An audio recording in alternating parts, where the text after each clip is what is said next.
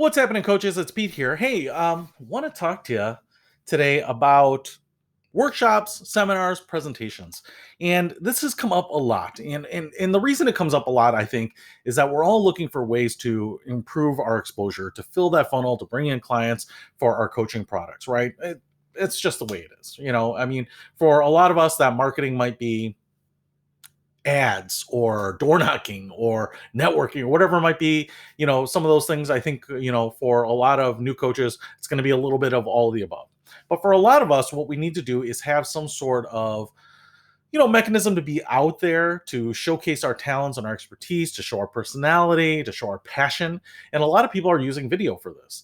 And yet one of the things that I hear here is that um, you know I'm putting on a workshop, and I'm putting on a workshop locally, and should I charge for it? And I'm not even sure exactly what content I should provide. And it's kind of funny because some of these people seem to be doing a really good job in prospecting and getting opportunities, and yet they don't have the content. And in many ways, obviously finding that opportunity is paramount. But then, you know, drumming up content from scratch, especially when you're new, can be kind of challenging. It's kind of funny. When I think back 20 years ago when I was developing content for the first time, and I thought it was great. And right now, I'd be embarrassed about it. My content is far better than it ever was.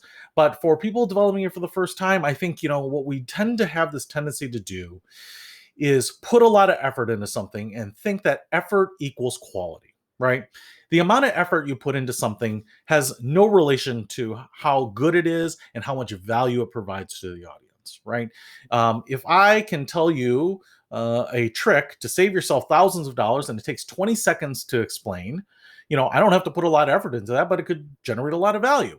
If I work on a 10-hour presentation on how to save thousands of dollars, and I pour tons of effort into it, and I spend years of research and testing and surveying and polls and whatnot, and no one watches it, doesn't provide any value, right? So don't conflate those. Don't think, hey, I'm just going to pull a lot of late nights and jam pack my presentation with a bunch of stuff, and people are going to find a lot of value in it. So what I was thinking is, how can people figure out, what's working, what people like? And then I was thinking, well, hey, what if you use the outlets that you have, the video outlets that you already have sitting at your computer, recording things, whatever it might be, live streaming, web conferencing, and use that to test your content. Because I was thinking, well, maybe, me and some of the people I know, we could review content. I've encouraged, I think, in other videos to join Toastmasters. It's a great place where it's very supportive. People want you to succeed. They're giving you feedback, not to attack you, but to make you better. And, I've seen a lot of people go to Toastmasters and bail on Toastmasters because they're like, oh my gosh, that's brutal. Everyone had comments. Well, no one's there to try to hurt you. And if you're there to try to get better, what you want is a lot of feedback, even if you're great. And hopefully, depending on the chapter, they might have a couple of great presenters. Just by observing them, you can see what works, see what great presenters are doing. But one of the things I was thinking here is that my challenge to you would be that if you have developed new content and you have been able to find 10, 15, 20 people, maybe 2, 3, I don't even really care how many it is, that might be interested in it, I would set up a live stream. So you can do this. Zoom has, free accounts. Google Meets is free, I believe. There are a number of others out there. You can definitely check them out. You can live stream on YouTube. And what I would do is I would use the technology to get whoever you can in front of this content, and then use something like SurveyMonkey or Google Forms. Put together a survey of it anonymously. What I would highly recommend, and even when I would do surveys, I'll tell you how I did them when I would do them in person. I would have two pieces to the survey. I would have the survey itself with, like, how good was the content, how good was the speaker, how well did you think the speaker presented, how well do you think the speaker knew the content, do you find the content valuable, are you going to take any actions because of attending this presentation, those types of things, right? You're really looking for things that are going to be useful to people.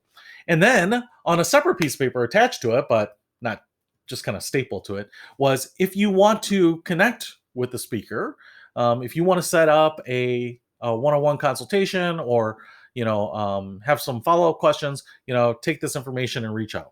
Because what I didn't want to do is put the survey there and then say, sign your name, put your email address and your phone number right here. Because all of a sudden, when I see this, I'm going to couch my feedback up here, if that makes sense, right? Instead of saying, hey, the speaker was pretty bad, this was a 2 out of 10, I might put them at a 5 out of 10 because I know you've got my name and number right there. Okay. So I wanted to divorce those. So what I would say is, use the free Survey Monkey account, the forums, whatever, create a survey that is all of the metrics that you want to, don't make it too long. I would say, no more than 10 questions, but on stuff that maybe you think you might need help on, maybe you're kind of worried about, and maybe, if you think your content is fantastic, I would have at least one question in there about content, just let's make sure that it is. And then have that link ready, and it's a link for everyone. Invite as many people as you can to it. Do the live stream, do the Zoom webinar. If it's going to be interactive with people, that's great. Zoom is great. Google Meets is great to ask questions, to have people do a poll or whatever. I think WebEx and GoToMeeting and GoToWebinar and some of these others will do all of that too. I've used them all. What's the other one that oh my gosh, I can't think of it now.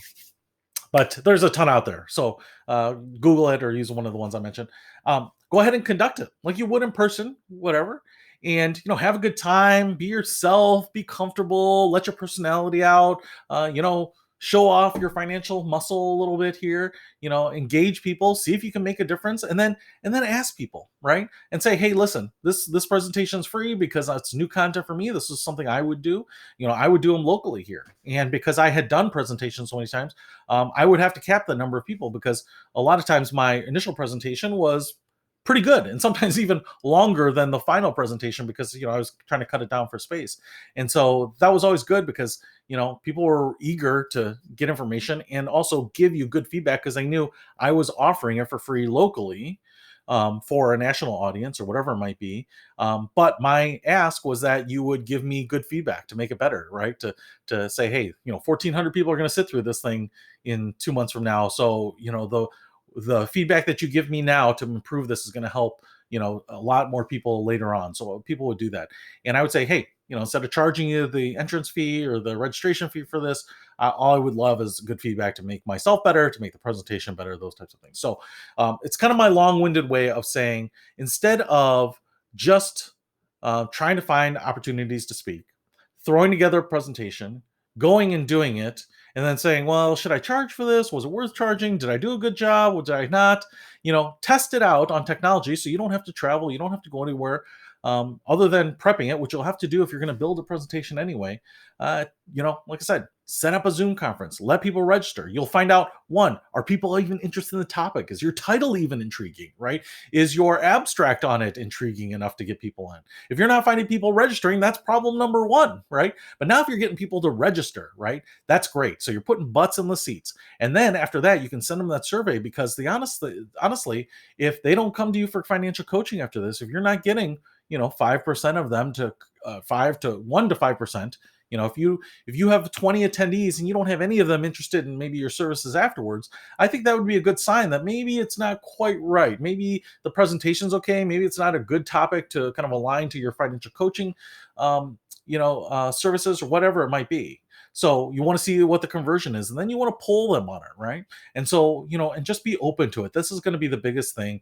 We want to be a little bit self-aware here and, say that, hey, listen, the criticism I get is not an attack on me. It is to improve me. I've asked for this. I'm open to it. I want to take it. I want to read all that because, for me too, I read a lot of the positive comments and I'm like, you really reflect on that and you're going to get this big head. And then the critical comments, you kind of you try to downplay a little bit. Well, maybe they didn't understand. I was doing some of that, but really, if anything, you should just be kind of stripping out the good, saying, hey, all right, I do that well. What are the critical comments? How can I address that? How can I make it better? Are they valid? That's true too. Some people have preferences for things that just maybe isn't your expertise. Maybe to be funny isn't your thing, and they were said, hey, maybe I want more humor in it. Well, maybe that's not your thing, so you just don't put it in there. But hopefully that helps. Use technology to test out some of your content, see what it does. That's it. See you later.